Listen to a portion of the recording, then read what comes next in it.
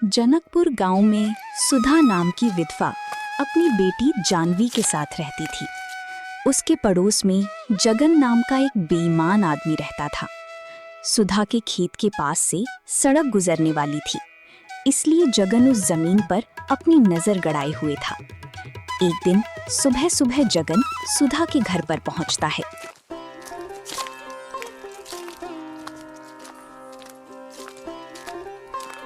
देखो भाभी, भैया को मरे हुए पूरे 1 साल हो गए। मैंने आज तक जमीन पर दावा नहीं किया, लेकिन अब मेरी जरूरतें बढ़ गई हैं, इसलिए अब मेरी जमीन मुझे चाहिए, बता रहा हूँ। कौन सी जमीन की बात कर रहे हो? अरे वही जमीन जिसे मुझे बेचकर भैया ने अपना इलाज करवाया था। क्या बकते हो? उनका इलाज तो मैंने अपने गहने बेचकर करवाया था। देखो भाभी, भैया के मरने के बाद मैंने उस जमीन पर कब्जा ये सोचकर नहीं किया था कि जानवी अभी बच्ची है, लेकिन भलाई का जमाना ही नहीं रहा। भगवान से डर, घटिया जगन। हे कबला के साथ बेईमानी ना पचेगी। देख लो, भलाई का जमाना। एक तो वक्त पर मदद किया और अब मैं बेईमान भी हो गया। चलो माँ, हम सरपंच जी के यहाँ चलते हैं। अब तो वही हमें इंसाफ दिलाएंगे इस बेईमान जगन चाचा से। हाँ बेटी, अब तो पंचों का ही सहारा है। दोनों माँ बेटी सरपंच चोमू सिंह के पास पहुंच जाते हैं। जगन पहले से ही वहां मौजूद था। हाँ बोलो सुधा भाभी, तुम्हारा क्या कहना है? जगन ने तो बताया कि भाई साहब के बीमारी में तुम लोगों ने उससे जमीन बेचकर सारा पैसा लगाया था और अब उस जमीन को अपना बता रही हो। ना जानवी के बाबूजी की बीमारी में इससे एक पैसा लिए हैं, ना ही जमीन इसे लिखे हैं। ये झूठ बोल रहा है। लेकिन इसके पास जो जमीन के कागज है, उस पर तो भाई साहब के अंगूठे के निशान हैं। पंच तो सबूत देखता है। अगर तुम्हारे पास कोई भी कागज है तो दिखाओ, नहीं तो जगन को वो जमीन पर बाजार बनवाने दो। सरपंच चाचा, हम दोनों माँ बेटी बहुत आशा लेकर आपके पास आए हैं। इस तरह से एक तरफा सुनवाई मत कीजिए। रहने दो जानवी, बिके हुए सरपंच से आशा करना बेकार है। सुना था पंच परमेश्वर होते हैं, लेकिन याद रखना सरपंच जी, ऊपर वाले की लाठी में आवाज नहीं होती। जब पड़ेगी ना तो छुपने के लिए जमीन कम पड़ जाएगी। और सरपंच जी, तुम्हारे माता पिता ने एकदम सही नाम रखा है तुम्हारा, चोमू सिंह। दोनों माँ बेटी वहां से चली जाती हैं। देखा जगन, किस तरह से माँ बेटी को समझाया। उस जमीन में से 1/4 हिस्सा मुझे दे देना। अरे सरपंच जी, बस आप इस तरह से मेरा साथ देते जाइए, फिर देखिएगा आपको गांव का सबसे बड़ा जमींदार बनवा दूंगा। इधर दोनों माँ बेटी घर पहुंचकर रोने लगती हैं। पंडित महेश चंद उधर से गुजरते समय दोनों के रोने की आवाज सुनकर वहां पहुंचते हैं। क्या बात है जानवी बेटा, तुम दोनों सुबह सुबह क्यों रो रही हो? सब कुछ ठीक तो है ना? वो चाचा, जगन चाचा ने हमारी जमीन हड़प ली। कहते हैं मेरे पिताजी के इलाज के समय हमने उसे बेच दिया था। ऐसे कैसे कोई जमीन ले सकता है? कोई अंधेरगर्दी है क्या? हाँ भैया, मैंने भी सरपंच जी से यही पूछा था, लेकिन उन्होंने कहा कि जगन के पास जानवी के बाबूजी का अंगूठा लगा हुआ कागज है, जिसमें लिखा है कि खेत की जमीन जगन को वो बेच रहे हैं। अच्छा, तभी कहूँ कि चोमू सिंह और जगन आजकल क्यों एक साथ दिखाई दे रहे हैं। दो बेईमान जब मिलते हैं तो समझो कि उन दोनों के बीच जरूर कोई खिचड़ी पक रही है। खैर, भगवान सब देख रहे हैं। सुधा और जानवी बैठकर खूब रोई। फिर अपने आप को समझा लिया कि उनका अब कोई खेत नहीं, सिर्फ ये टूटा फूटा घर है। जीविका चलाने के लिए सुधा आसपास के जंगलों से सूखी लकड़ियां लाकर उन्हें बेचा करती। एक दिन सुबह सुबह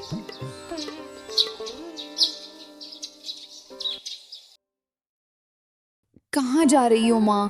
2 दिन से तुम बीमार हो, ऊपर से इतनी ठंड। जाने दे बेटा, ऐसे भी ठंड में सूखी लकड़ियां नहीं मिलती। घर में राशन नहीं है, क्या खाओगी? 2 दिन नहीं खाएंगे तो मर नहीं जाएंगे, थोड़ा आराम कर लो। सुधा जानवी की बात नहीं मानती और चली जाती है। उसके जंगल में पहुंचते ही घनघोर बारिश शुरू हो जाती है।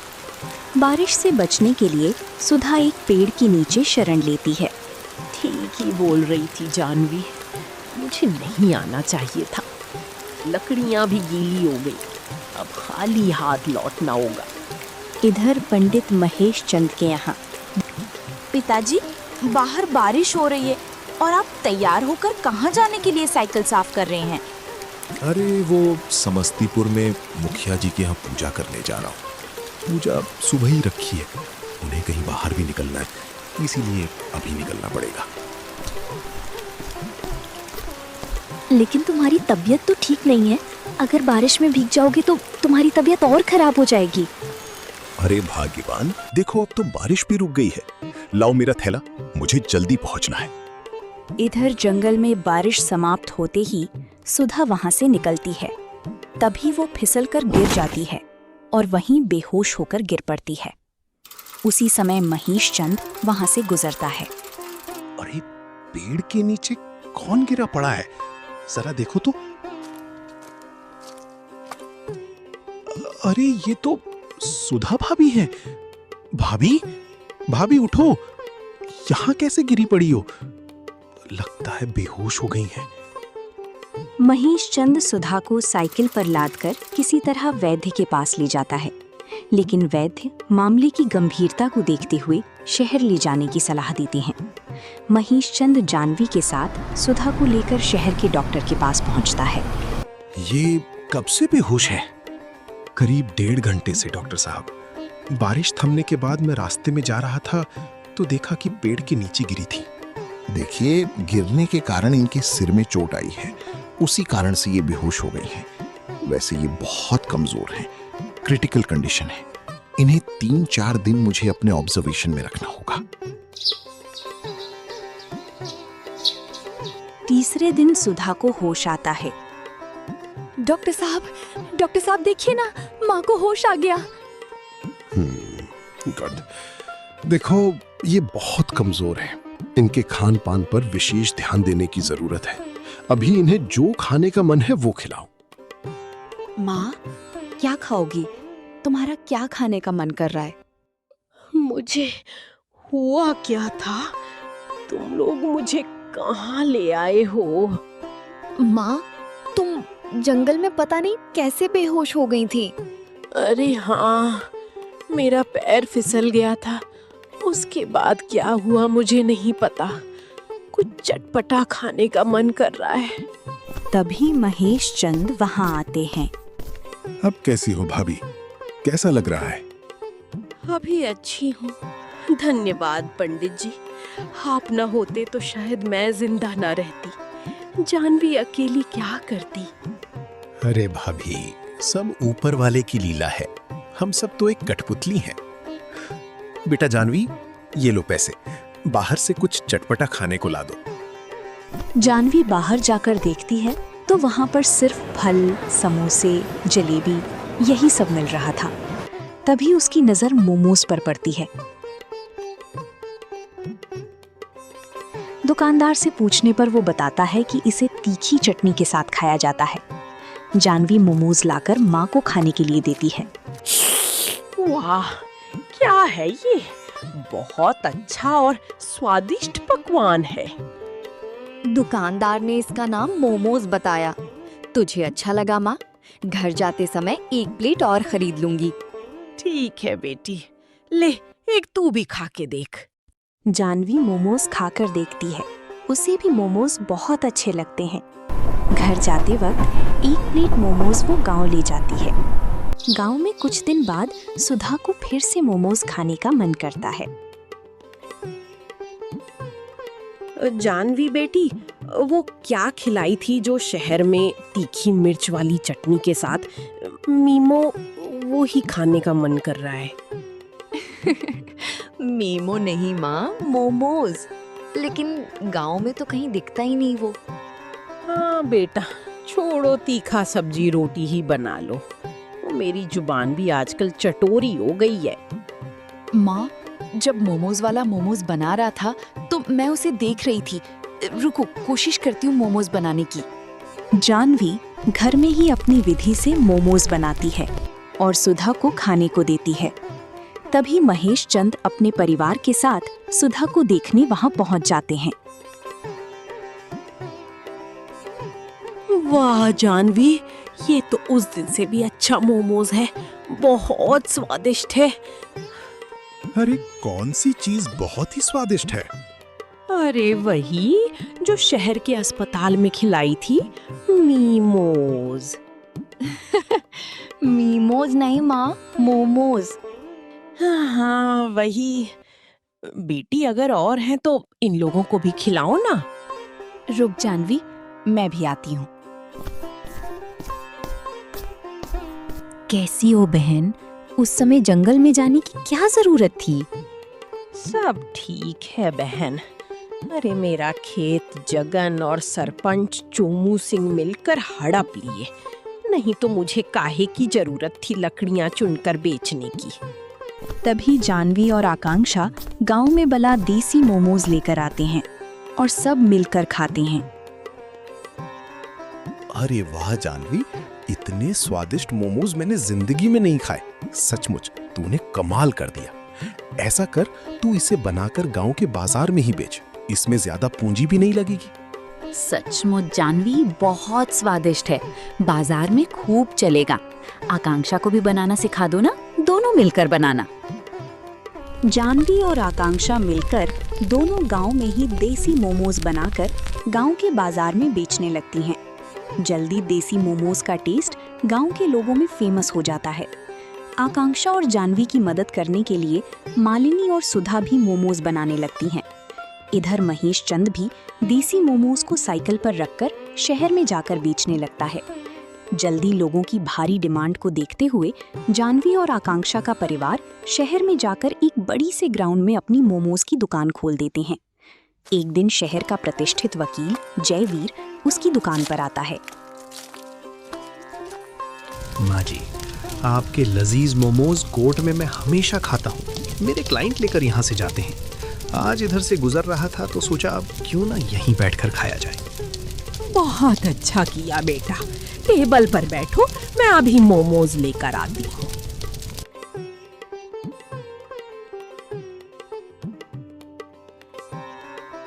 वैसे आप लोग शहर में नए लगते हो, ये मोमोज बनाने का आइडिया कहाँ से मिला? और इतने लजीज मोमोज की रेसिपी क्या है भाई? सुधा जयवीर को बताती है कि किस तरह जगन ने उसकी जमीन हड़प ली और वो बेटी के साथ मजबूरी में मोमोज बनाकर बेच रही है। इस तरह से जमीन कोई नहीं हड़प सकता, उसके लिए कानून है। मैं आपकी जमीन वापस दिलवाऊंगा। जयवीर नाजायज तरीके से जमीन पर कब्जा करने के खिलाफ जगन और चोमू सिंह पर कोर्ट में केस दायर कर देता है। कुछ दिनों बाद कोर्ट चोमू सिंह और जगन पर 25-25 हजार रुपए का जुर्माना और 6 महीने की कारावास का फैसला सुनाती है। सुधा जमीन वापस मिलने से खुश हो जाती है। जानवी की मोमोज की दुकान शहर की सबसे फेमस दुकान हो जाती है। अब सरपंच जी, आप भले ये घटना भूल जाओ, मैं ये कारावास कभी नहीं भूल सकता।